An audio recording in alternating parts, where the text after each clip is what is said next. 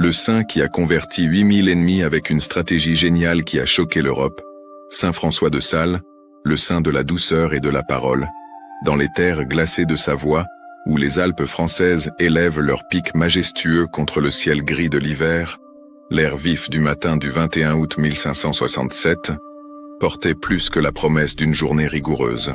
Entre les pierres anciennes du château de Sales, un cri d'enfant résonna dans les couloirs de pierre, annonçant au monde la naissance d'un enfant qui changerait à jamais la manière dont l'Église parlerait à l'humanité. François de Sales venait au monde à une époque troublée, alors que l'Europe chrétienne était déchirée par les guerres de religion qui avaient suivi la réforme protestante. L'odeur de la poudre à canon flottait encore dans l'air de nombreuses villes, et le son des cloches des églises se confondait souvent avec le bruit des épées qui tranchèrent les questions de foi.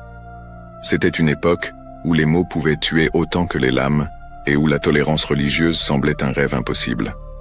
Le bébé qui pleurait dans ce château médiéval est né dans une famille noble, où le privilège allait de pair avec la responsabilité.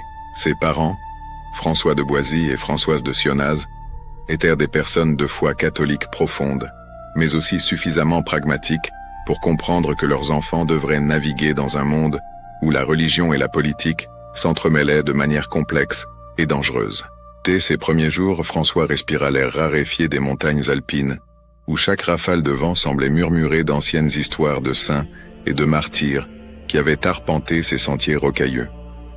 Le château familial, avec ses tours qui touchaient les nuages bas, était un microcosme du monde médiéval qui résistait encore aux changements apportés par la Renaissance. Là, parmi les tapisseries brodées d'histoires bibliques et les bibliothèques remplies de manuscrits enluminés, le jeune François commença à façonner sa vision du monde. Les matins au château commençaient avant l'aube, lorsque le son des pas des domestiques dans les couloirs de pierre se mêlait aux prières murmurées dans la chapelle familiale. François a grandi habitué à ce rythme, où la spiritualité n'était pas seulement une obligation dominicale, mais un fil conducteur qui imprégnait chaque instant de la journée. L'arôme de l'encens brûlé pendant les prières matinales deviendrait, pour lui, le parfum de la présence divine. Tandis que d'autres enfants de son âge jouaient avec des soldats en bois, simulant les batailles qui ravagèrent l'Europe, François manifestait une inclination différente. Il préférait les livres aux jeux de guerre, et ses questions sur Dieu commencèrent à intriguer même les chapelains les plus expérimentés de la famille. Il y avait quelque chose dans ses yeux clairs, une profondeur qui semblait disproportionnée à son jeune âge, comme s'il pouvait déjà voir au-delà des apparences, et toucher le cœur des questions les plus fondamentales de l'existence humaine. L'hiver alpin, avec sa sévérité implacable, a enseigné au jeune François des leçons qu'il chérirait toute sa vie. Pendant les longs mois où la neige couvrait les montagnes comme un manteau blanc et silencieux, il apprit la valeur de la patience, de la persévérance et de la contemplation. Dans les longues nuits, lorsque le vent hurlait à travers les fissures des pierres anciennes, il découvrit que le silence pouvait être le meilleur professeur de tous. Sa mère, Françoise, était une femme d'une grande sensibilité spirituelle, et c'est d'elle que François hérita la capacité de voir la beauté même dans les situations les plus difficiles. Elle lui apprenait que les mots avaient le pouvoir non seulement de blesser, mais aussi de guérir, non seulement de diviser, mais aussi d'unir. Dans les après-midi d'hiver, lorsqu'il s'asseyait près de la grande cheminée du salon principal, elle lui racontait des histoires de saints qui avaient transformé le monde, non pas avec des épées, mais avec amour et compréhension. Son père, François, était un homme pratique, un noble qui comprenait les complexités de la politique et de la diplomatie de son époque. Il voulait que son fils aîné suive ses traces, devenant un juriste capable de défendre les intérêts de la famille et de la Savoie. Mais il y avait quelque chose dans le regard contemplatif de François qui l'inquiétait. C'était comme si le garçon appartenait déjà à un royaume qui transcendait les frontières terrestres. Les saisons se succédaient au château, chacune apportant ses propres leçons. Le printemps, avec la fonte des neiges et le réveil de la nature, enseignait la rénovation et l'espoir. L'été, avec ses longues et lumineuses journées, parlait d'abondance et de générosité. L'automne, avec ses couleurs dorées et la préparation à l'hiver, murmurait sur l'importance de la réflexion et du recueillement.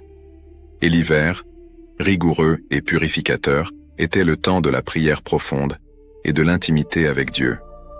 François absorbait toutes ces leçons comme une éponge. Son intelligence exceptionnelle se révélait non seulement dans la facilité avec laquelle il apprenait le latin, le grec et la rhétorique, mais surtout dans la manière dont il parvenait à connecter des connaissances apparemment disparates. Il voyait des connexions là où d'autres ne voyaient que des différences, l'harmonie là où d'autres ne percevaient que des conflits. C'était comme si Dieu avait planté dans son âme jeune les graines de la sagesse qui fleuriraient plus tard, en une des spiritualités les plus équilibrées et accessibles de l'histoire chrétienne. Les années de l'enfance passèrent comme les pages d'un livre bien écrit, chaque chapitre révélant de nouveaux aspects de la personnalité extraordinaire qui se formait. François n'était pas un enfant prodige au sens conventionnel, mais il y avait quelque chose dans sa manière de se rapporter au monde qui attirait l'attention de tous autour de lui. Il écoutait plus qu'il ne parlait, observait plus qu'il ne jugeait, et lorsqu'il exprimait enfin ses opinions, il le faisait avec une clarté et une douceur qui désarmaient même les cœurs les plus endurcis. Lorsque vint le moment de quitter le château pour poursuivre ses études, François portait déjà en lui les graines de tout ce qu'il deviendrait. Dans les Alpes françaises, entre les pierres anciennes et les vents éternels, était né non seulement un homme, mais un instrument divin destiné à montrer au monde que la sainteté pouvait fleurir partout où l'amour de Dieu trouvait un cœur disposé à l'accueillir. Et ainsi, avec la bénédiction des montagnes et la prière de sa famille, François de Sales se préparait à entreprendre un voyage qui le mènerait bien au-delà des frontières de la Savoie, vers le cœur d'une église qui avait urgemment besoin d'apprendre une nouvelle manière de parler au monde. Les portes de l'université de Paris s'ouvrirent à François de Sales en 1583, alors qu'il n'avait que 16 ans. La capitale française foisonnait d'idées, de débats théologiques et de tensions religieuses qui reflétaient les convulsions de toute l'Europe. Les rues étroites de la ville médiévale résonnaient de discussions animées entre catholiques et huguenots, tandis que le jeune Savoyard marchait sur les pierres usées par le temps, absorbant chaque nuance de cet environnement intellectuellement effervescent. Paris était une ville de contrastes criants. Les majestueux bâtiments universitaires, avec leurs tours gothiques qui semblaient toucher le ciel, contrastaient avec les ruelles sombres, où la pauvreté s'entassait dans des conditions précaires. L'arôme des parchemins anciens dans les bibliothèques se mêlait aux odeurs moins nobles des rues animées. François apprit rapidement à naviguer dans ce labyrinthe physique et intellectuel, développant une capacité extraordinaire à trouver des ponts entre des mondes apparemment incompatibles. Dans les salles de cours de la Sorbonne, où les discussions philosophiques pouvaient s'étendre pendant des heures, François se distinguait non pas par l'agressivité de ses arguments, mais par l'élégance de son raisonnement. Ses camarades réalisèrent rapidement qu'il possédait un esprit brillant, capable de démonter les théories les plus complexes avec une logique cristalline, mais toujours tempérée par une courtoisie qui désarmait même les débatteurs les plus acharnés.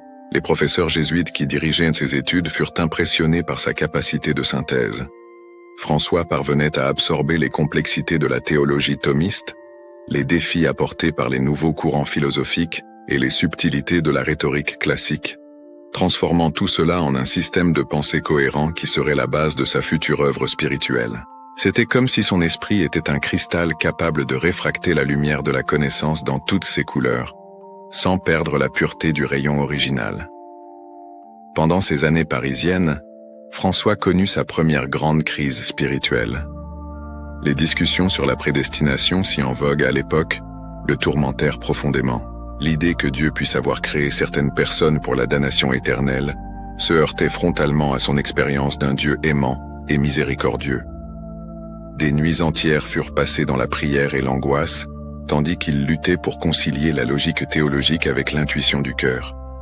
La résolution arriva de manière inattendue, pendant une prière à l'église Saint-Nicolas-des-Champs. Prosterné devant une image de la Vierge Marie, François expérimenta une paix profonde qui dissipa tous ses doutes. Il comprit à ce moment-là que l'amour de Dieu était plus grand que n'importe quel système théologique, et que sa vocation serait justement de montrer au monde ce visage miséricordieux de la divinité. C'était comme si une nouvelle mélodie avait commencé à jouer dans son âme, un chant d'amour qu'il passerait le reste de sa vie à essayer d'enseigner aux autres. En 1588, François partit pour Padoue, en Italie, pour compléter ses études en droit. La cité universitaire italienne offrait une atmosphère complètement différente de Paris. Ici, la Renaissance vibrait encore sur les places ensoleillées, dans les œuvres d'art qui décoraient les églises et dans les débats humanistes qui animaient les académies. Le jeune Savoyard fut enchanté par cette synthèse entre foi et culture, entre spiritualité et art, qui caractérisait le meilleur de la tradition catholique italienne. À l'université de Padoue, François approfondit l'étude du droit civil et canonique, mais sa véritable passion restait la théologie et la spiritualité. Il dévorait les œuvres des grands mystiques, spécialement les écrits de saint Bonaventure et de sainte Thérèse d'Avila.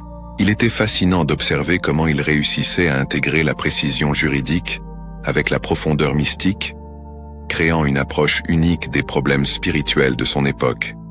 Ses camarades italiens étaient admiratifs de sa capacité de débat, mais encore plus impressionnés par sa sérénité. Même dans les discussions les plus animées, François gardait une politesse imperturbable qui finissait par conquérir même les adversaires les plus déterminés. C'était comme s'il avait découvert un secret qui échappait aux autres. La force de la vérité n'avait pas besoin d'être imposée par la violence verbale, mais pouvait se manifester par la douceur et la clarté. Lors d'un séjour à Rome, François eut l'occasion de connaître de près le siège de la chrétienté. Marchant dans les rues éternelles, visitant les basiliques majestueuses et observant le fonctionnement de la curie romaine, il commença à se faire une idée de ce que serait son futur apostolat.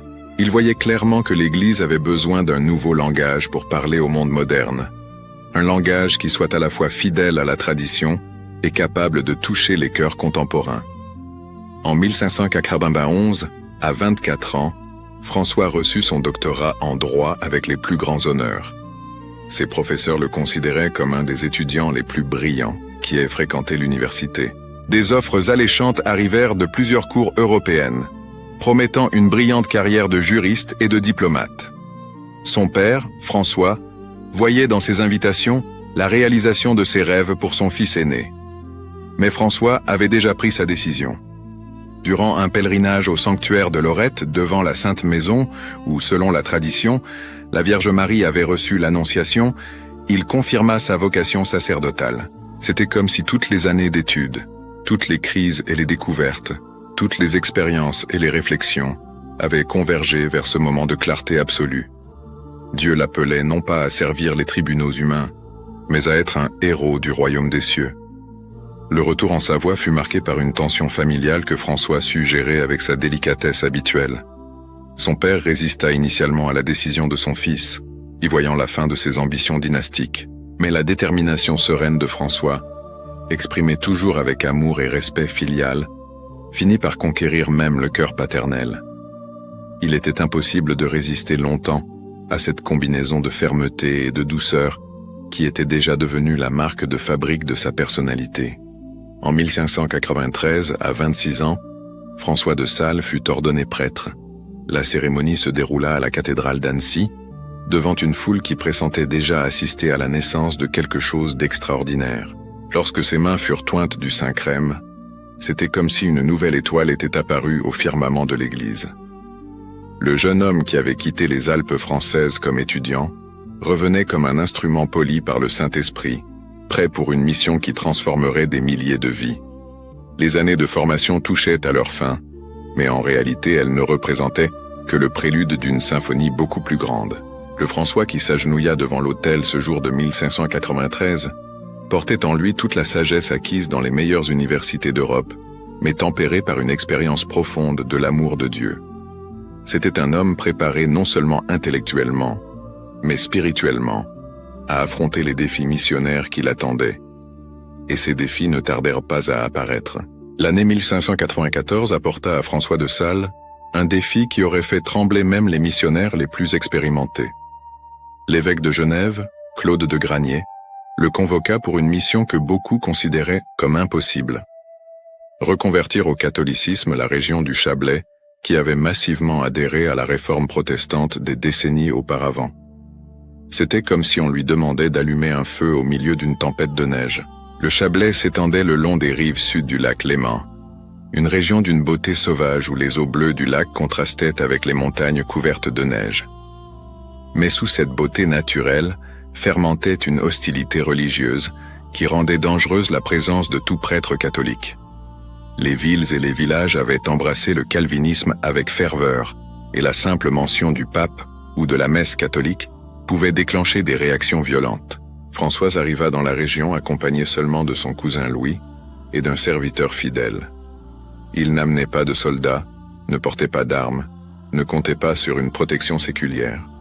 Son seul bagage consistait en des livres de théologie, du matériel pour écrire et une confiance inébranlable dans la force de la parole douce et de la vérité présentée avec amour. C'était une stratégie tellement inusitée que ses propres supérieurs doutaient de son efficacité. La première étape fut Thonon, la principale ville de la région. Lorsque François et ses compagnons entrèrent dans la ville, le silence qui tomba sur les rues était plus éloquent que n'importe quel cri d'hostilité. Les portes se fermèrent, les fenêtres se fermèrent, et même les chiens semblèrent flairer le danger dans l'air. Les trois catholiques marchèrent dans les rues de pierre comme des fantômes, invisibles pour une population qui avait décidé d'ignorer complètement leur présence. L'hébergement fut le premier défi. Aucun aubergiste ne voulait recevoir les papistes, comme on les appelait péjorativement. François et ses compagnons finirent par trouver un refuge précaire dans une cabane abandonnée aux environs de la ville, où le froid traversait les fentes des murs et le vent nocturne apportait l'odeur glaciale des eaux du lac. Mais même là, dans la solitude et l'inconfort, François voyait une opportunité de croissance spirituelle. Il tenta de prêcher sur la place principale, mais personne ne s'arrêta pour l'écouter. Sa voix résonnait entre les vieilles pierres, mais ne trouvait que des oreilles bouchées et des cœurs blindés par la suspicion. Les calvinistes locaux avaient été bien instruits par leur pasteur sur les erreurs du catholicisme et voyaient en François non pas un messager de paix, mais un agent d'une religion qu'ils considéraient comme corrompue et idolâtre. Ce fut alors que François eut son inspiration géniale.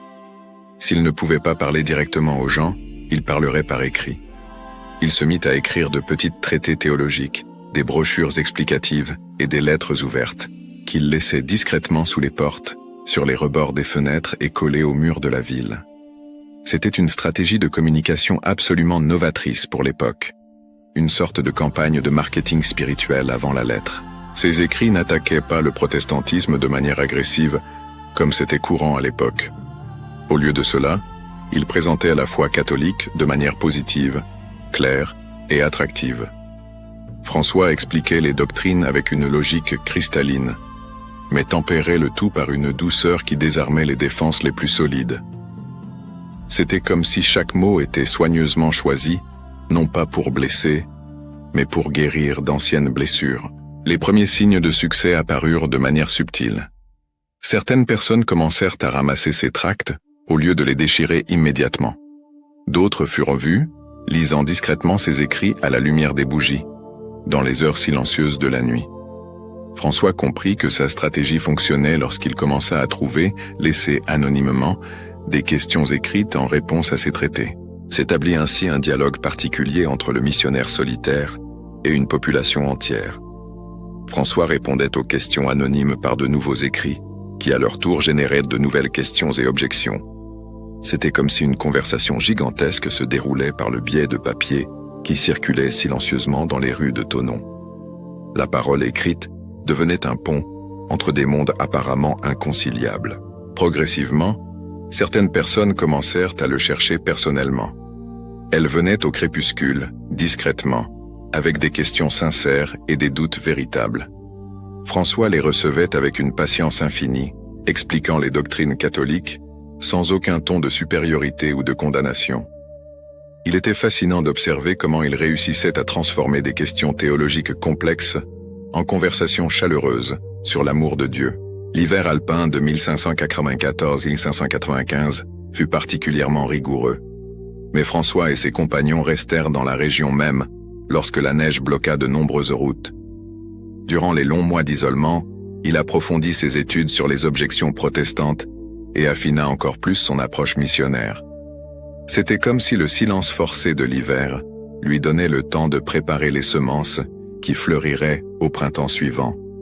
Avec le dégel, vint la première grande victoire. Un groupe de familles influentes de Thonon annonça publiquement sa décision de revenir au catholicisme. La nouvelle se répandit dans la région comme une traînée de poudre, causant une commotion parmi les dirigeants protestants et de l'espoir parmi les catholiques. François célébra cette conquête avec son humilité caractéristique, attribuant tout le mérite à la grâce divine. Mais le succès apporta aussi de nouveaux défis. Les pasteurs calvinistes organisèrent des débats publics pour tenter de discréditer le missionnaire catholique. François accepta toutes les invitations, y voyant des occasions d'éclaircissement. Ces débats, réalisés sur les places des villes et devant des foules curieuses, se révélèrent de véritables spectacles d'éloquence et d'érudition. François brillait dans ses confrontations intellectuelles, non par l'agressivité de ses attaques, mais par la solidité de ses arguments et par l'élégance de sa présentation. Il connaissait les Écritures par cœur, maîtrisait les textes patristiques et était au fait des discussions théologiques les plus récentes. Mais ce qui impressionnait vraiment son auditoire, c'était sa capacité à garder son calme même lorsqu'il était provoqué, répondant aux offenses avec courtoisie et aux attaques personnelles avec prière. Les conversions se multiplièrent. Des familles entières retournaient au catholicisme, attirées non seulement par la force des arguments de François, mais principalement par le témoignage de sa vie. Elles voyaient en lui un homme qui vivait ce qu'il prêchait, qui incarnait la douceur chrétienne sans jamais compromettre la fermeté doctrinale. C'était la démonstration vivante que sainteté et intelligence pouvaient aller de pair. En 3 ans de mission dans le Chablais, François réussit à reconvertir environ 8000 personnes au catholicisme. C'était un résultat extraordinaire qui surprit toute l'Église de l'époque. Mais ce qui impressionnait vraiment, ce n'était pas seulement les chiffres, mais la qualité des conversions. Les personnes qui retournaient à la foi catholique à travers son ministère montraient une conviction profonde et durable, fruit non de coercition ou de manipulation, mais d'un éclaircissement authentique et d'une expérience vécue de l'amour de Dieu. La mission du Chablais transforma François de Sales d'un jeune prêtre prometteur en une figure de projection internationale. Sa stratégie missionnaire innovante, basée sur le dialogue respectueux et sur une présentation attrayante de la vérité, deviendrait un modèle pour les futures évangélisations. Plus important encore, ces années difficiles forgèrent définitivement son caractère apostolique et confirmèrent sa vocation de communicateur de la foi. Quand il quitta le Chablais en 1598, François emportait avec lui non seulement la satisfaction du devoir accompli, mais une expérience inestimable sur la nature humaine et les chemins de la grâce. Il avait appris que le cœur humain, aussi endurci qu'il puisse paraître, garde toujours un coin sensible à l'amour véritable. Et il avait découvert que sa propre vocation était intimement liée à la parole. Parole parlée, parole écrite, parole qui console, parole qui éclaire, parole qui transforme. La mission impossible était devenue le prélude d'une vie dédiée à montrer au monde qu'une cuillère de miel attire plus de mouches qu'un tonneau de vinaigre. En 1602, à 35 ans, François de Sales fut nommé évêque de Genève, un diocèse qui présentait des caractéristiques uniques et désafiantes. Genève, la ville que Jean Calvin avait transformée en Rome protestante, restait fermée à toute présence catholique officielle. François aurait le titre d'évêque de Genève, mais son siège épiscopal devrait fonctionner à Annecy, une ville plus petite mais catholique, située à environ 40 km de la ville qu'il devait théoriquement gouverner. La situation était à la fois frustrante et symbolique. François devenait pasteur d'un troupeau dispersé et partiellement inaccessible, obligé d'exercer son ministère épiscopal à distance du siège historique de son diocèse. Mais il considéra cette limitation comme une opportunité providentielle pour développer un nouveau modèle de gouvernement pastoral, plus proche des communautés locales et plus attentif aux besoins concrets des fidèles. Annecy, avec ses rues médiévales serpentant entre des canaux cristallins qui descendèrent des Alpes, offrait un environnement propice au type d'épiscopat que François souhaitait exercer. La ville avait un charme particulier, avec ses maisons de pierre se reflétant dans les eaux calmes et ses montagnes environnantes, créant un amphithéâtre naturel de majesté alpine. Là, loin des grandes intrigues politiques, François pouvait se consacrer entièrement à ce qu'il considérait comme sa mission fondamentale, le soin pastoral des âmes. Une de ses premières préoccupations comme évêque fut la formation du clergé. François avait constaté, durant son expérience dans le Chablais, que beaucoup des problèmes de l'Église découlèrent de la préparation inadéquate des prêtres. Des prêtres mal formés ne parvenaient pas à répondre aux objections des protestants, ne savaient pas prêcher efficacement et scandalisaient fréquemment les fidèles par leur conduite. une réforme profonde était nécessaire, mais une réforme basée sur l'éducation et l'amour, non sur la punition et la peur. Il établit un séminaire à Annecy, où les futurs prêtres recevaient non seulement une formation théologique solide, mais aussi une éducation spirituelle profonde. François participait personnellement aux cours, partageant avec les séminaristes son expérience missionnaire et sa vision pastorale. Il leur enseignait qu'être prêtre signifiait être un instrument de l'amour de Dieu, non un juge sévère de la conduite humaine. Ses conférences au séminaire devinrent célèbres pour leur clarté et leur profondeur. François avait le don de rendre accessibles les concepts théologiques les plus complexes, utilisant des exemples de la vie quotidienne et des métaphores tirées de la nature alpine qui entourait Annecy. Un jeune séminariste pouvait sortir de ses cours en comprenant non seulement la doctrine de la Trinité, mais en sentant dans son cœur l'amour qui unit les trois personnes divines. La réforme liturgique fut une autre de ses priorités. François constata que beaucoup de célébrations religieuses étaient devenues mécaniques et vides, plus préoccupées par la perfection rituelle que par l'édification spirituelle des fidèles. Il introduisit des célébrations plus participatives, où les fidèles n'étaient pas de simples spectateurs, mais des protagonistes de leur propre expérience de foi. La musique liturgique, en particulier, reçut son attention spéciale, car il croyait que la beauté pouvait être un chemin privilégié pour la rencontre avec Dieu. Mais c'est dans la direction spirituelle individuelle que François révéla ses dons les plus extraordinaires. Sa maison épiscopale à Annecy devenait quotidiennement un point de convergence pour des personnes de toutes les classes sociales qui cherchaient une orientation spirituelle. Nobles et paysans, religieux et laïcs, jeunes et vieux y trouvaient une oreille attentive et un cœur compréhensif. François les recevait tous avec la même cordialité, consacrant à chacun le temps nécessaire à une conversation véritablement profitable. Sa correspondance spirituelle commença à se multiplier exponentiellement. Des lettres arrivaient de toute l'Europe, écrites par des personnes qui avaient entendu parler de sa sagesse et désiraient bénéficier de son orientation. François répondait personnellement à chaque lettre, aussi simple que soit la question. Ses réponses étaient de petites œuvres maîtresses de psychologie spirituelle, où les questions pratiques de la vie chrétienne étaient traitées avec une combinaison unique de profondeur théologique et de bon sens. C'est durant cette période que François commença à développer sa spiritualité caractéristique, basée sur la conviction que la sainteté n'était pas le privilège des moines et des religieuses, mais la vocation universelle de tous les chrétiens. Il voyait des ouvriers, des commerçants, des mères de famille et des étudiants qui s'adressaient à lui en quête d'orientation, et il comprenait que l'Église devait offrir des chemins de sanctification adaptés à chaque état de vie. Cette intuition le conduisit à écrire son œuvre la plus célèbre, Introduction à la vie dévote. Le livre naquit à l'origine comme une série de lettres adressées à sa cousine Madame de Charmoisy, une jeune femme mariée qui désirait approfondir sa vie spirituelle sans abandonner ses responsabilités familiales et sociales.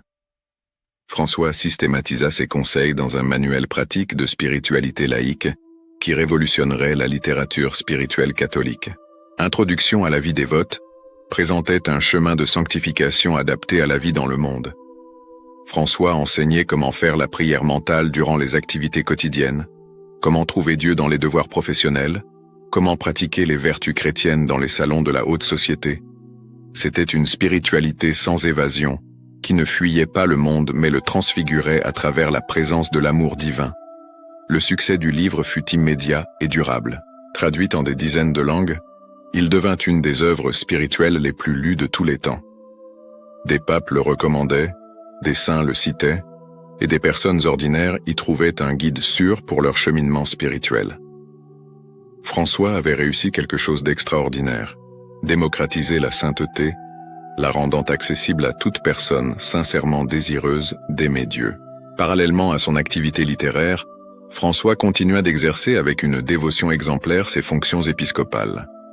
Il visitait régulièrement toutes les paroisses de son diocèse, même les plus reculées et difficiles d'accès dans les montagnes. Ces visites pastorales étaient de véritables expéditions, où l'évêque et ses accompagnateurs affrontaient des sentiers dangereux, des tempêtes alpines et des hébergements précaires. Mais François ne se plaignait jamais des difficultés, voyant dans chaque voyage une occasion de mieux connaître son troupeau et d'apporter personnellement la présence du Christ aux endroits les plus isolés. Durant ces visites, François révélait une autre facette de ses dons pastoraux. La capacité à comprendre et à résoudre les conflits communautaires. Souvent, il trouvait des paroisses divisées par des questions qui semblaient insolubles. Disputes familiales, conflits économiques, rivalités politiques qui s'infiltraient dans la vie religieuse. Son approche était toujours la même.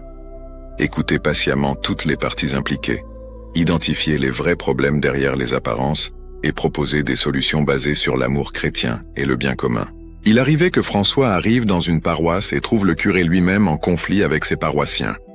Au lieu de prendre immédiatement parti ou d'imposer une solution autoritaire, il passait des jours à converser séparément avec chaque groupe, cherchant à comprendre les racines de la discorde. Fréquemment, il découvrait que les problèmes apparents cachaient des blessures plus profondes, orgueil blessé, malentendus non éclaircis, besoins non satisfaits. Avec la patience d'un jardinier qui soigne des plantes malades, François guérissait graduellement ses blessures par le dialogue et la réconciliation. La nouvelle de sa sagesse pastorale se répandait au-delà des frontières de son diocèse. Des évêques d'autres régions commencèrent à le solliciter pour des conseils sur des questions administratives et spirituelles. François répondait à tous avec générosité, partageant ses expériences et offrant des orientations pratiques. Sa correspondance épiscopale est devenue une véritable école de gouvernement pastoral, influençant toute une génération de prélats catholiques. En 1604, une des expériences les plus significatives de son épiscopat commença lorsqu'il rencontra Jeanne-Françoise Frémiot, la future sainte Jeanne de Chantal. La jeune veuve avait été profondément marquée par la mort prématurée de son mari et cherchait une direction spirituelle qui l'aide à trouver un nouveau sens à sa vie. La rencontre entre François et Jeanne fut providentielle, donnant naissance à une des plus belles amitiés spirituelles de l'histoire de l'Église. Jeanne possédait une personnalité forte et déterminée, des caractéristiques que certains directeurs spirituels de son époque auraient pu tenter de supprimer au nom d'une supposée soumission féminine. François, cependant, reconnut en elle un potentiel extraordinaire pour la sainteté et le leadership spirituel. Au lieu de tenter de la modeler selon des standards préétablis, il l'aida à découvrir sa propre vocation spécifique et à la développer pleinement. La direction spirituelle que François offrait à Jeanne était caractérisée par la délicatesse et le respect profond pour sa personnalité unique. Il comprenait que chaque âme possède un chemin particulier vers Dieu et que le rôle du directeur spirituel n'est pas d'imposer un modèle unique, mais d'aider chaque personne à découvrir et à parcourir son propre itinéraire de sanctification. C'était une approche révolutionnaire pour l'époque, qui influencera profondément le développement de la direction spirituelle catholique. Les lettres échangées entre François et Jeanne au cours des années constituent un trésor de la littérature spirituelle. Dans celle-ci, François révèle sa capacité extraordinaire d'adapter ses conseils aux circonstances concrètes de la vie de sa dirigée. Lorsque Jeanne rencontrait des difficultés dans l'éducation de ses enfants, il offrait des orientations pratiques basées sur son expérience pastorale. Lorsqu'elle luttait contre des scrupules spirituels, il la tranquillisait avec sa théologie de la miséricorde divine. Lorsqu'elle se sentait appelée à une vie religieuse plus radicale, il l'aidait à discerner soigneusement les signes de la volonté de Dieu. C'est de cette amitié spirituelle qu'est née l'idée de fonder une nouvelle congrégation religieuse féminine. François percevait que beaucoup de femmes de son époque désiraient se consacrer entièrement à Dieu, mais ne pouvaient s'adapter à la rigueur des ordres monastiques traditionnels à cause de l'âge, de la santé ou d'autres circonstances. Il était nécessaire de créer une forme de vie religieuse plus flexible, qui permette à ces femmes de vivre leur vocation, sans compromettre leur santé ou leur possibilité d'apostolat. L'ordre de la Visitation, fondé en 1610, reflétait parfaitement l'esprit salésien. Les religieuses visitandines devaient pratiquer les vertus, petites mais fondamentales: humilité, douceur, simplicité, charité fraternelle. On ne leur exigeait pas de grandes pénitences corporelles ou de longues heures de prière vocale, mais un abandon total à l'amour de Dieu, à travers le service mutuel et la vie communautaire harmonieuse. La règle de la Visitation, écrite par François avec la collaboration de Jeanne, était un modèle d'équilibre et de sagesse. Elle prévoyait des temps pour la prière personnelle et communautaire, mais aussi pour le travail manuel, l'étude et la récréation fraternelle. Les constitutions mettaient l'accent sur l'importance de la vie intérieure, sans négliger les besoins du corps et de l'esprit. C'était une spiritualité intégrale qui reconnaissait la dignité de tous les aspects de la nature humaine. La croissance de l'ordre de la Visitation fut extraordinairement rapide. En quelques années, des couvents visitandins surgirent partout en France et se répandirent ensuite dans d'autres pays européens. Les jeunes femmes qui embrassaient cette forme de vie y trouvaient une réponse aux aspirations les plus profondes de leur cœur, la possibilité d'aimer Dieu totalement sans renoncer à leur féminité, à leur sensibilité ou à leur capacité de relation interpersonnelle. François accompagnait personnellement le développement du nouvel ordre, visitant les couvents chaque fois que possible et maintenant une correspondance régulière avec les supérieurs. Ces conférences aux religieuses visitandines sont devenues célèbres pour leur profondeur spirituelle et leur caractère pratique. Il enseignait comment trouver Dieu dans les petites choses du quotidien, comment pratiquer la charité fraternelle, même dans les situations difficiles. Comment maintenir la paix intérieure au milieu des tempêtes extérieures. Parallèlement au travail avec l'ordre de la Visitation, François continuait à développer son œuvre littéraire. En 1616, il publia son Traité de l'amour de Dieu, une œuvre de maturité qui synthétisait des décennies d'expériences spirituelles et de réflexion théologique.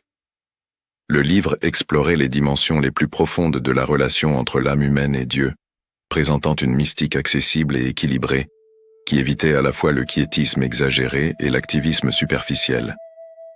Le Traité de l'amour de Dieu révélait François comme un psychologue spirituel de première grandeur. Il comprenait parfaitement les mécanismes de l'âme humaine, les mouvements de la grâce, les pièges de l'amour-propre et les chemins authentiques de l'union avec Dieu.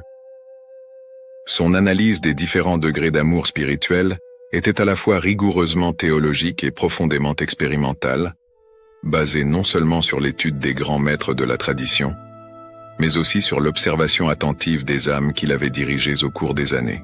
La renommée de François comme directeur spirituel et écrivain dépassa rapidement les frontières de son diocèse et même de son pays. Des correspondances arrivaient de toute l'Europe catholique, et beaucoup de personnes entreprenaient de longs voyages uniquement pour avoir une conversation avec le Saint-Évêque d'Annecy. Sa maison épiscopale était devenue un centre d'irradiation spirituelle qui influençait la vie religieuse de tout le continent. Mais François ne permit jamais à cette renommée d'altérer sa simplicité fondamentale ou de l'éloigner de ses responsabilités pastorales basiques. Il continuait à célébrer personnellement les sacrements, à visiter les malades, à consoler les affligés et à enseigner le catéchisme aux enfants. Pour lui, il n'y avait pas d'incompatibilité entre être un écrivain de renommée internationale et être un pasteur proche de son troupeau. Au contraire, il voyait dans chaque expérience pastorale une source d'inspiration pour ses écrits, et dans ses écrits un moyen de multiplier son action pastorale. Les années d'épiscopat à Annecy furent sans doute les plus fécondes de la vie de François de Sales. Là, il put développer pleinement ses dons exceptionnels, créant un modèle de gouvernement épiscopal qui influencera l'Église pendant des siècles. Plus important encore, c'est là qu'il a mûri sa vision révolutionnaire de la spiritualité chrétienne, démontrant que la sainteté peut fleurir dans n'importe quel environnement et que l'amour de Dieu peut transfigurer les réalités les plus communes de l'existence humaine. À une époque où l'Europe fermentait de polémiques religieuses et où les traités théologiques devenaient fréquemment des armes de guerre entre catholiques et protestants, François de Sales développa une approche complètement nouvelle pour la littérature spirituelle. Ses œuvres n'étaient pas conçues comme des instruments de combat doctrinal, mais comme des ponts de communication entre le cœur humain assoiffé de Dieu et la richesse infinie de la tradition catholique. Le processus créatif de François était fascinant à observer. Il ne s'isolait pas dans une tour d'ivoire pour produire ses œuvres, mais les écrivait au milieu des activités pastorales quotidiennes.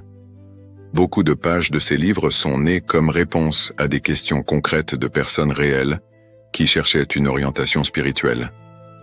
C'était comme s'il possédait la capacité extraordinaire de transformer chaque rencontre pastorale en matière pour une œuvre universelle. Lorsque François s'asseyait à son bureau, dans le silence des nuits alpines d'Annecy, il avait devant lui non seulement des parchemins blancs, mais les visages de tous ceux qu'il avait rencontrés pendant la journée. La jeune mère, préoccupée par l'éducation de ses enfants, le commerçant tourmenté par des scrupules sur ses affaires, la religieuse luttant contre l'aridité spirituelle, le jeune séminariste questionnant sa vocation. Chacun d'eux contribuait, sans le savoir, à l'élaboration des œuvres qui transformeraient la spiritualité catholique.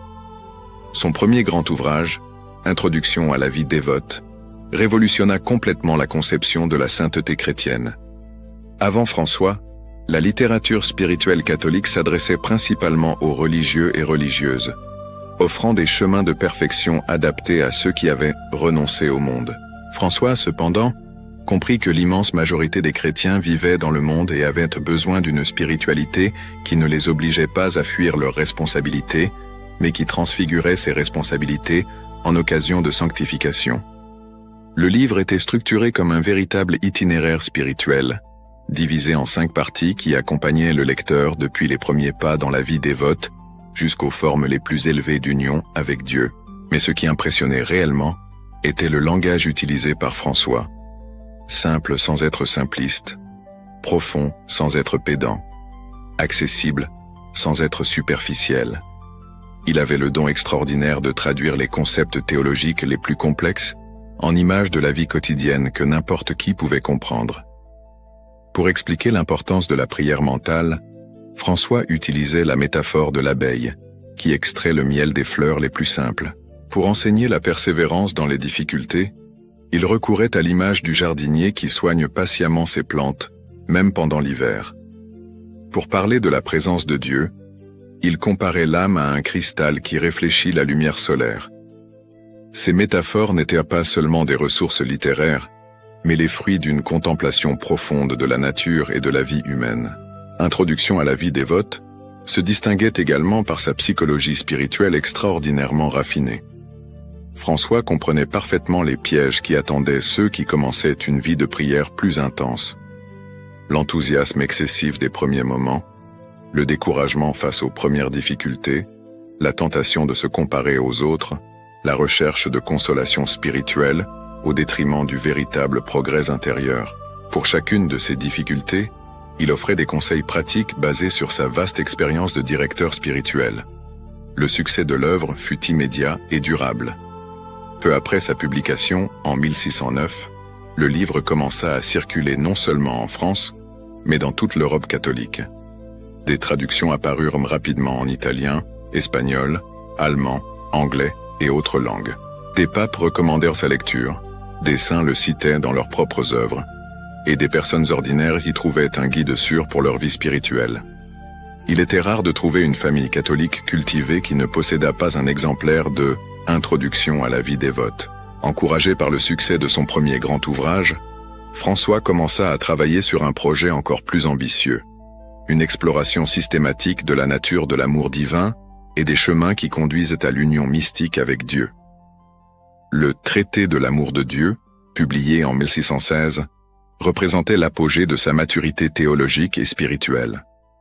Le traité était une œuvre d'envergure qui explorait toutes les dimensions de l'amour dans l'expérience chrétienne. François analysait l'amour naturel, l'amour de charité, l'amour de complaisance, l'amour de bienveillance, traçant une carte complète de l'âme dans son mouvement ascensionnel vers Dieu.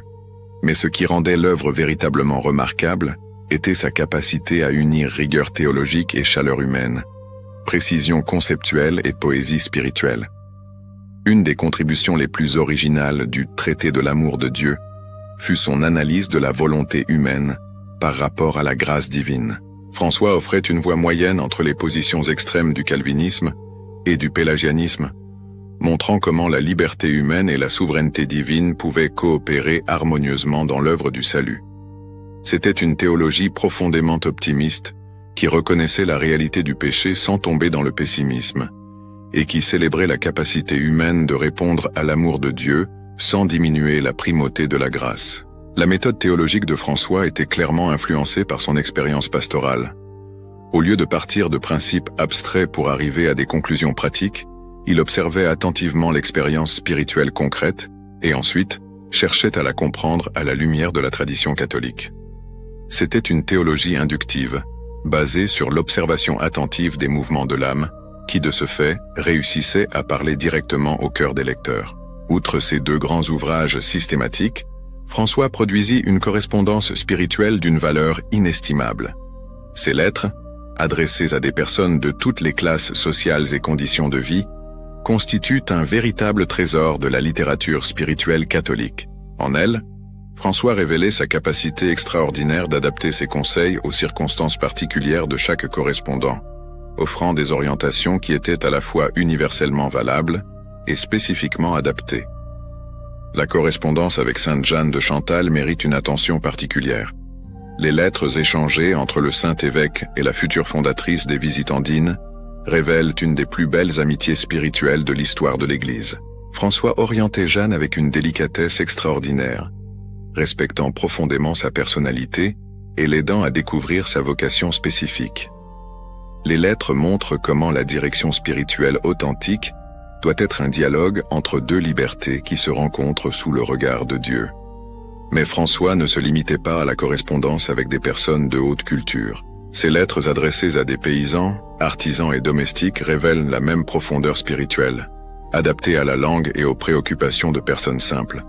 Il avait le don de trouver, dans n'importe quelle situation de vie, des occasions de croissance spirituelle et des motifs d'espérance chrétienne.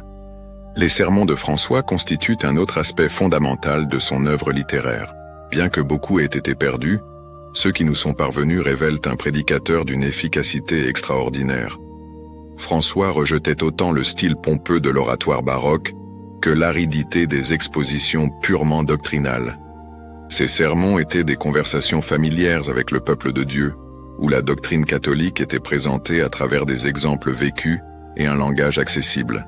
Une caractéristique remarquable de tous les écrits de François était sa capacité à intégrer différentes traditions spirituelles catholiques.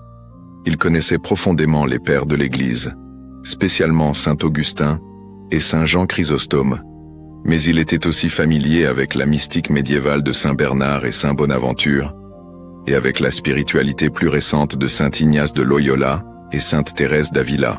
Dans ses œuvres, toutes ces influences s'harmonisaient dans une synthèse originale, qui serait la marque de fabrique de l'école salésienne.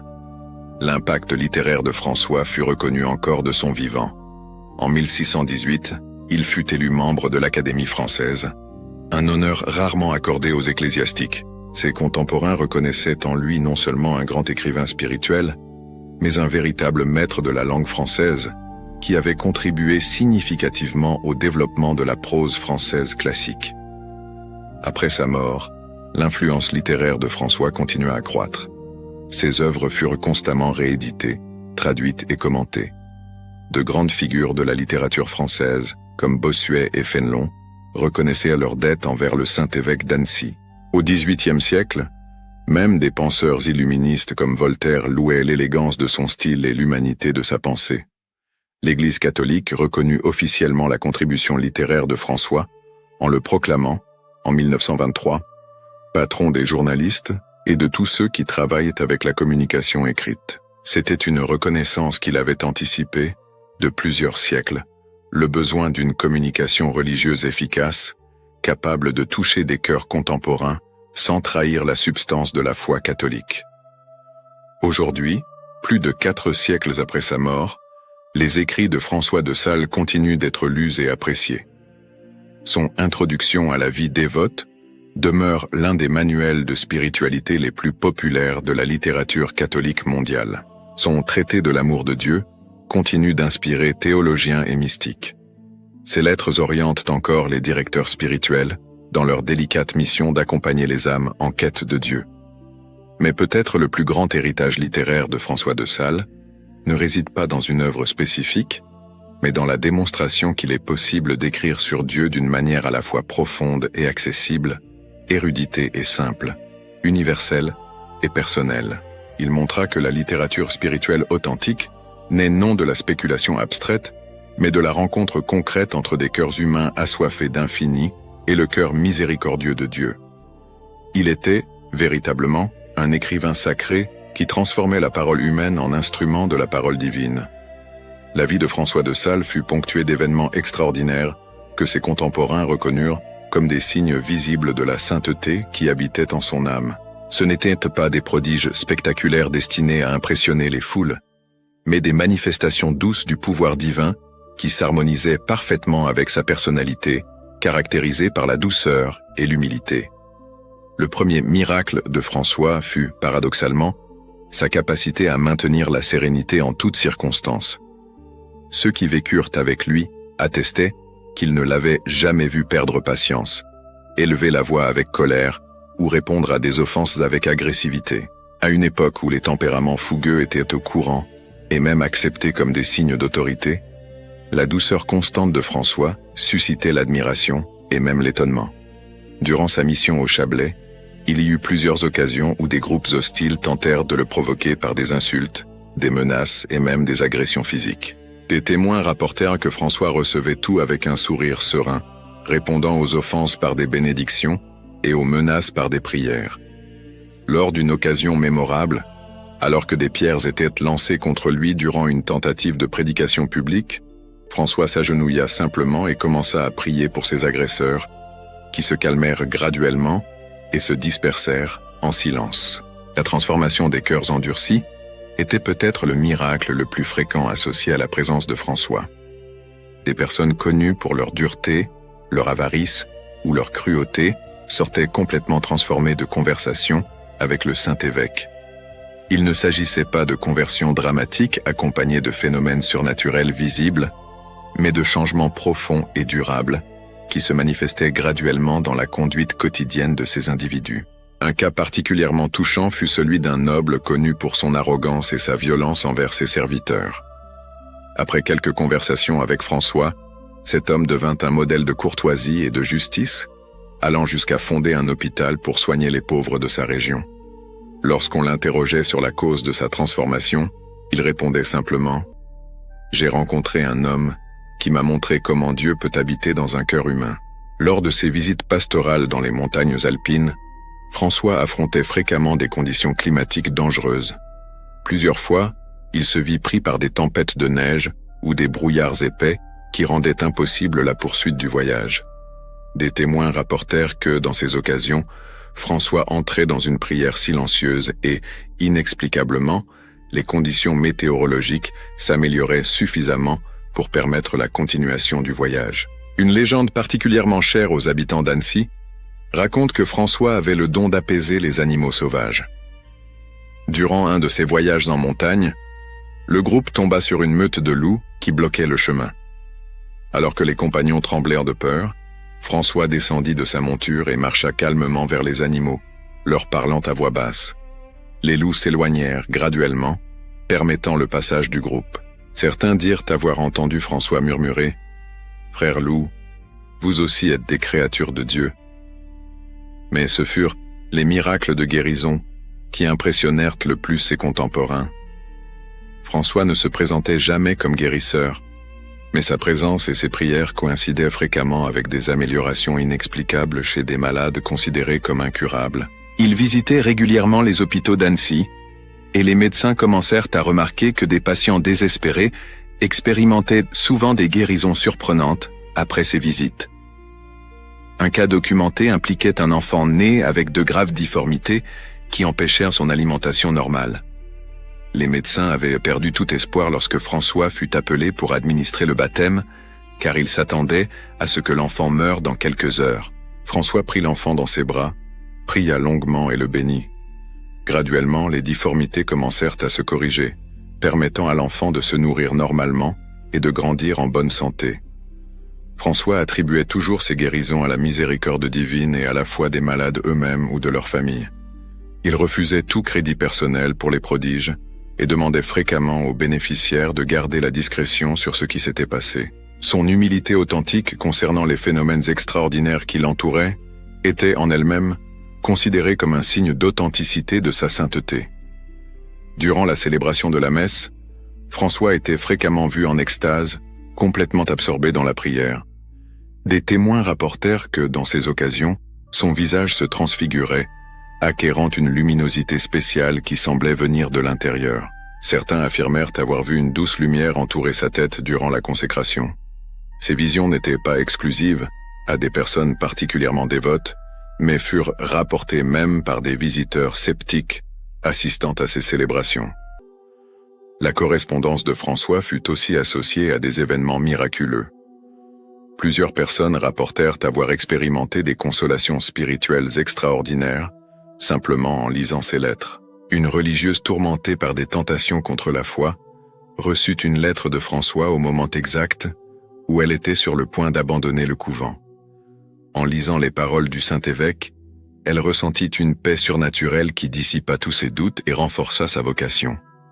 Il y eut aussi des récits de bilocation, phénomène par lequel François aurait paru simultanément en 2 endroits différents. À une occasion, alors qu'il célébrait la messe à Annecy, il fut vu consolant un mourant dans un village éloigné. Lorsqu'on l'interrogea à ce sujet, François souriait et changeait de sujet, refusant de confirmer ou de nier le prodige. Les animaux semblaient avoir une affinité spéciale avec François. Des oiseaux se posaient sur ses mains durant ses promenades, et des chevaux farouches se calmaient instantanément en sa présence. Les jardiniers du palais épiscopal remarquèrent que les fleurs poussaient avec plus de vigueur dans les parterres que François avait l'habitude de bénir durant ses promenades matinales. Une des légendes les plus persistantes concerne son cœur après sa mort. Lorsque son corps fut examiné pour le processus de canonisation, on découvrit que son cœur était resté incorruptible, conservant une coloration rosée et une texture souple qui contrastait avec l'état normal des tissus après la mort. Cela fut interprété comme un signe que l'amour divin avait littéralement préservé l'organe qui avait été son siège terrestre. Durant les processions et les cérémonies publiques, François était fréquemment vu légèrement suspendu au-dessus du sol, durant des moments de prière intense. Ces lévitations étaient discrètes et brèves, remarquées seulement par des observateurs attentifs, mais furent rapportées avec une telle constance qu'elles devinrent partie de la tradition orale sur sa sainteté. La prophétie fut un autre don attribué à François. À plusieurs occasions, il prédit des événements futurs avec une précision remarquable. Il prédit la date de sa propre mort avec des mois d'avance, préparant calmement sa succession et faisant ses adieux aux personnes chères. Il prédit aussi le destin spirituel de plusieurs personnes qu'il dirigeait, décrivant avec détail les épreuves et les grâces qu'elles affronteraient. Après sa mort, les miracles attribués à son intercession se multiplièrent rapidement. Guérisons inexplicables, conversions subites, protection dans des situations de danger, résolution de conflits apparemment insolubles, tous furent crédités aux prières adressées au Saint-Évêque d'Annecy. Son tombeau à Annecy devint un centre de pèlerinage, attirant des fidèles de toute l'Europe. Une des légendes les plus touchantes raconte que François continue à répondre aux lettres même après sa mort. Des personnes qui écrivent des prières ou des demandes, et les déposent sur son tombeau, rapportent fréquemment que leurs supplications sont exaucées de manières inattendues et opportunes. Les gardiens du sanctuaire affirment que parfois ils trouvent les lettres légèrement déplacées de leur position originale, comme si elles avaient été lues par des mains invisibles. La dévotion populaire a aussi créé la tradition que François protège spécialement ceux qui travaillent avec les mots. Écrivains, journalistes, professeurs, prédicateurs. Beaucoup de professionnels de ces domaines rapportent des expériences d'inspiration soudaine ou de solutions de difficultés créatives après avoir invoqué son intercession. Tous ces récits, qu'ils soient historiquement vérifiables ou des élaborations de la piété populaire, pointent vers une réalité fondamentale. François de Sales marqua si profondément ses contemporains que sa mémoire devint inséparable de l'extraordinaire. Pour ceux qui le connurent, la sainteté n'était pas une théorie théologique, mais une réalité vivante qui se manifestait à travers la personne exceptionnelle de l'évêque d'Annecy. Le véritable miracle de François de Sales, cependant, transcendait tout phénomène particulier. C'était sa capacité à incarner de manière si parfaite l'idéal chrétien que les personnes autour de lui expérimentaient, à travers lui, un aperçu de l'amour même de Dieu. En ce sens, toute sa vie fut un miracle continu de transformation, non seulement pour lui-même, mais pour tous ceux qui eurent la grâce de le rencontrer sur son chemin terrestre. L'année 1622 apporta des signes évidents que François de Sales approchait de la fin de son voyage terrestre. À 55 ans, après des décennies de travail pastoral intense, de voyages exténuants dans les montagnes alpines et une correspondance volumineuse qui l'obligeait à écrire jusqu'à tard dans la nuit, son corps commençait à montrer les signes de l'usure. Mais son âme conservait la même sérénité lumineuse qui avait caractérisé toute sa vie. Durant les premiers mois de l'année, François expérimenta une intensification extraordinaire de sa vie intérieure. Ceux qui vivaient intimement avec lui remarquèrent que ses prières étaient devenues encore plus longues et profondes, comme s'il se préparait à une rencontre définitive avec celui qui avait été le centre de toute son existence. Il y avait des moments où il restait suspendu en contemplation pendant des heures de suite, complètement étranger au monde qui l'entourait. En novembre 1622, François entreprit ce qui allait être son dernier voyage. Il se rendait à Avignon, en France, à l'invitation du duc de Nemours, pour traiter de questions relatives à son diocèse. Le voyage était long et fatigant, surtout compte tenu de son état de santé déjà affaibli, mais François l'a considéré comme une occasion supplémentaire de servir le bien commun et d'exercer sa mission épiscopale. Durant le voyage, il fit une halte significative à Lyon, où il fut reçu avec les honneurs par toute la communauté catholique locale. C'était comme si toute la ville pressentait qu'elle recevait un saint vivant. François célébra des messes, confessa des fidèles, orienta des religieux et des laïcs, distribuant ses dernières énergies avec la générosité qui l'avait toujours caractérisé. Au couvent de la Visitation de Lyon, François retrouva ses filles spirituelles et passa avec elles des moments de profonde communion.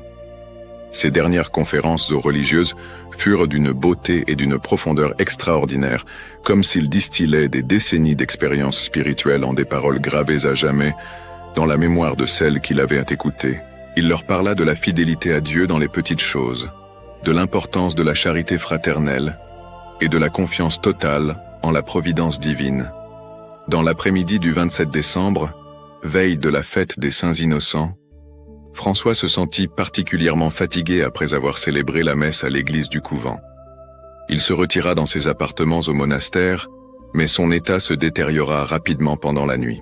Ceux qui l'assistaient remarquèrent que même au milieu des douleurs physiques, son visage gardait une expression de paix surnaturelle, comme s'il contemplait déjà des réalités qui échappaient aux yeux mortels. Durant toute la nuit du 28 décembre, François resta conscient, alternant des moments de prière silencieuse avec des paroles d'encouragement pour ceux qui l'entouraient. Ses derniers mots furent adressés à Dieu, dans une prière d'abandon total qui résumait toute sa spiritualité. « Seigneur, entre vos mains, je remets mon esprit. » C'était comme si toute une vie d'amour et de service se condensait dans cette offrande finale. François de Sales mourut sereinement, comme il avait vécu à la fin de la matinée du 28 décembre 1622. Il n'y eut pas d'agonie dramatique, ni de signes extérieurs de souffrance. Simplement, son âme se détacha du corps avec la même douceur qui avait caractérisé tous ses actes terrestres. Les présents rapportèrent qu'un parfum suave emplit l'atmosphère, et que le visage du saint acquit une luminosité spéciale qui persista pendant des heures après sa mort. La nouvelle de la mort de François se répandit rapidement à Lyon puis dans toute la France et l'Europe. L'émotion fut immense, car tous comprenaient qu'un homme véritablement exceptionnel était parti. Le corps fut exposé à l'église du couvent de la Visitation, et des foules accoururent pour rendre leurs derniers hommages. Des files interminables se formèrent, incluant des personnes de toutes les classes sociales qui avaient été touchées d'une manière ou d'une autre par la sainteté de l'évêque d'Annecy. Durant les funérailles, plusieurs miracles furent rapportés. Des malades qui touchèrent son corps connurent des guérisons inexplicables. Des personnes tourmentées par des doutes spirituels reçurent des consolations extraordinaires, et des pécheurs endurcis se sentirent poussés à une conversion sincère. C'était comme si, même dans la mort, François continuait d'exercer son ministère de transformation des âmes. Le transfert du corps à Annecy fut une véritable procession triomphale. Des villes entières sortaient pour rendre hommage au Saint-Évêque qui passait pour la dernière fois par leur terre. Les cloches sonnaient sans interruption, des fleurs étaient éparpillées sur le chemin, et des chants spirituels accompagnaient le cortège sur des centaines de kilomètres. C'était l'adieu d'un peuple entier pour celui qui avait été non seulement son pasteur, mais véritablement un père spirituel. À Annecy, l'accueil fut apothéose. Toute la ville était en deuil, mais en même temps radieuse de la certitude que son évêque avait atteint la gloire éternelle. François fut inhumé à l'église de la Visitation, qui devint rapidement un centre de pèlerinage. Des personnes de toute l'Europe commencèrent à affluer au tombeau du saint, cherchant son intercession et laissant des ex-voto en remerciement pour des grâces obtenues. Le processus de canonisation commença quelques années après sa mort, impulsé par la dévotion populaire et les nombreux miracles attribués à son intercession. Des témoins de toute sa vie furent entendus, ses œuvres furent examinées par les théologiens les plus compétents, et sa réputation de sainteté fut officiellement reconnue. En 1665, seulement 43 ans après sa mort, François de Sales fut solennellement canonisé par le pape Alexandre VII. L'influence posthume de François dépassa toutes les attentes. Ses œuvres spirituelles continuèrent d'être rééditées et traduites en des dizaines de langues, atteignant une diffusion que peu de livres religieux avaient jamais réussi. L'introduction à la vie dévote devint l'un des manuels de spiritualité les plus lus de tous les temps, guidant des générations de chrétiens dans leur quête de sainteté. L'ordre de la Visitation qu'il fonda avec sainte Jeanne de Chantal se répandit dans tout le monde catholique, portant son esprit de douceur et de simplicité sur tous les continents. Les religieuses visitandines devinrent les dépositaires et les propagatrices de la spiritualité salésienne, maintenant vivant le charisme de leur fondateur à travers les siècles. Mais ce fut peut-être dans l'éducation que l'héritage de François trouva son expression la plus féconde. Au XIXe siècle, Saint Jean Bosco s'inspira profondément de l'exemple et des enseignements du Saint-Évêque d'Annecy pour développer son système éducatif basé sur la pédagogie de la bonté. La famille salésienne fondée par Don Bosco porta le nom et l'esprit de François de Sales à tous les coins du monde, éduquant des millions de jeunes selon les principes de la douceur et de la fermeté aimante. L'Église reconnut officiellement l'importance de la contribution littéraire de François en le proclamant, en 1877, docteur de l'Église, titre réservé aux saints qui se sont distingués par leurs enseignements théologiques. En 1923, il fut déclaré patron des journalistes et de tous ceux qui travaillent dans la communication, reconnaissance de sa capacité extraordinaire à transmettre la vérité chrétienne par l'écrit. Durant le Concile Vatican II, les enseignements de François sur la vocation universelle à la sainteté furent redécouverts et valorisés. Son intuition que tous les chrétiens, indépendamment de leur état de vie, sont appelés à la perfection évangélique, devint l'un des piliers du renouveau conciliaire. La spiritualité laïque promue par le Concile trouvait en François de Sales l'un de ses grands précurseurs. Aujourd'hui, plus de 4 siècles après sa naissance, François de Sales reste une figure d'une actualité extraordinaire. Dans un monde marqué par la polarisation, sa capacité de dialogue respectueux offre un modèle pour la communication interreligieuse. Dans une société qui recherche la spiritualité sans formalisme excessif, sa vie dévote, adaptée aux circonstances ordinaires de l'existence, trouve un écho dans des millions de cœurs. Ses enseignements sur la direction spirituelle continuent de guider les psychologues et les conseillers qui cherchent à intégrer la dimension religieuse et la santé mentale. Sa pédagogie douce inspire les éducateurs qui veulent former les jeunes par l'amour et non par la peur. Sa théologie optimiste offre de l'espoir à ceux qui luttent pour concilier foi et raison dans le monde contemporain. La fête de Saint François de Sales, célébrée le 24 janvier, mobilise chaque année des millions de dévots dans le monde entier. Des sanctuaires qui lui sont dédiés existent sur tous les continents, et son intercession continue d'être invoquée pour les besoins les plus divers. Paix familiale, réussite aux études, guérison des maladies, conversion des pécheurs, croissance spirituelle. Mais peut-être le plus grand héritage de François de Sales ne réside pas dans un aspect particulier de son influence, mais dans la démonstration vivante qu'il est possible d'être saint sans cesser d'être profondément humain. Il a montré que la sainteté authentique ne nous éloigne pas du monde, mais transfigure notre présence dans le monde. Il a enseigné que l'amour de Dieu ne diminue pas notre humanité, mais la réalise pleinement. Saint François de Sales demeure une étoile lumineuse dans le firmament de la sainteté catholique, indiquant à tous les voyageurs terrestres que le chemin de Dieu peut être parcouru avec joie, que la vérité peut être communiquée avec douceur, et qu'une cuillère de miel attire véritablement plus de mouches qu'un baril de vinaigre.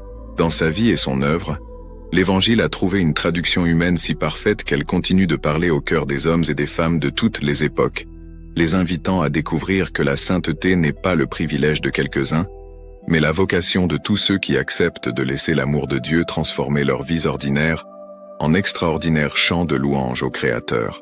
Ainsi vécut et mourut François de Sales, le saint de la douceur et de la parole, laissant derrière lui non seulement des livres et des institutions, mais une manière nouvelle d'être chrétien dans le monde. avec compétence et humilité, avec fermeté et tendresse, avec fidélité à la tradition et ouverture à l'avenir. Son tombeau à Annecy continue de recevoir des pèlerins, mais son véritable monument, ce sont les âmes innombrables qui, à travers les siècles, ont trouvé en lui un guide sûr pour l'aventure la plus belle et la plus stimulante de l'existence humaine. La marche vers la sainteté au milieu des réalités communes de chaque jour. Prière. Ô Saint François de Sales, docteur de la douceur et maître de la parole sacrée, qui avait su transformer les cœurs endurcis par l'amour et la patience, intercédez pour nous auprès du Père Céleste. Vous qui avez enseigné qu'une cuillerée de miel attire plus de mouches qu'un baril de vinaigre, aidez-nous à trouver toujours les mots justes pour communiquer la vérité avec charité. Accordez-nous la grâce de vivre notre foi avec la même sérénité qui vous a caractérisé, sachant dialoguer sans condamner, corriger sans blesser, et aimer sans condition. Protégez spécialement tous ceux qui travaillent avec la parole écrite et parlée, journalistes, écrivains, professeurs, prédicateurs et communicateurs, pour qu'ils soient toujours instruments de paix et de vérité. Aidez-nous à découvrir que la sainteté peut fleurir en tout lieu, où l'amour de Dieu trouve un cœur disposé à l'accueillir, soit au travail, en famille, ou dans la vie sociale. Par votre intercession, que nous expérimentions la douceur de l'amour divin et soyons capables de la transmettre à tous ceux que nous rencontrons sur notre chemin. Saint François de Sales, patron des communicateurs et modèle de pasteur selon le cœur du Christ, priez pour nous. Amen. Ma prière. Père aimé, le cœur humble et reconnaissant, nous nous plaçons en ta présence pour te remercier pour l'appel d'être semeur de ta parole à travers les vies de tes saints. Nous te remercions pour ce canal que tu as permis de devenir un pont de foi, connectant les cœurs à ta miséricorde infinie dans un monde qui cherche tant un refuge. Que chaque biographie sacrée que nous partageons soit un baume pour les âmes fatiguées et un miroir des vertus qui nous rapprochent de toi.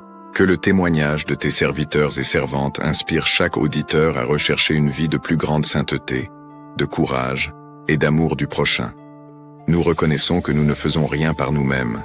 Tu es la source de toute inspiration et la force derrière chaque parole. Nous te remercions de nous utiliser comme tes simples instruments pour raconter les merveilles que tu as opérées dans la vie de ceux qui t'ont aimé par-dessus tout. Que cette œuvre continue à fortifier la communion entre nous, transformant cet espace digital en une véritable famille spirituelle, unie par le même amour du Christ et par le désir de suivre ses pas. Nous consacrons à toi, Seigneur, nos voix, nos esprits et nos cœurs. Que tout ce que nous ferons ici serve à ta plus grande honneur et gloire et au salut des âmes.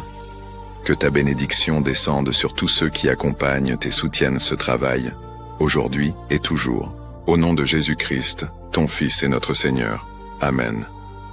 Au cœur gelé des Alpes françaises, où les montagnes murmurent des histoires éternelles, naquit un homme qui changerait à jamais la manière dont l'Église parlerait au monde.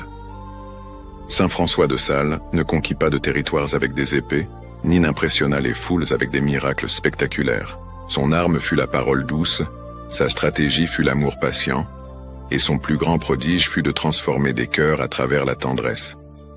En temps de division religieuse et d'intolérance, lorsque catholiques et protestants s'affrontaient avec violence, François choisit un chemin révolutionnaire, le dialogue respectueux. En Chablais, région hostile au catholicisme, il n'arriva pas comme conquérant, mais comme jardinier qui plante des semences de compréhension. Ses écrits, laissés discrètement sous les portes et les fenêtres, furent comme des gouttes de miel qui adoucirent graduellement les cœurs les plus endurcis. Comme évêque d'Annecy, François démontra que la véritable autorité naît du service amoureux.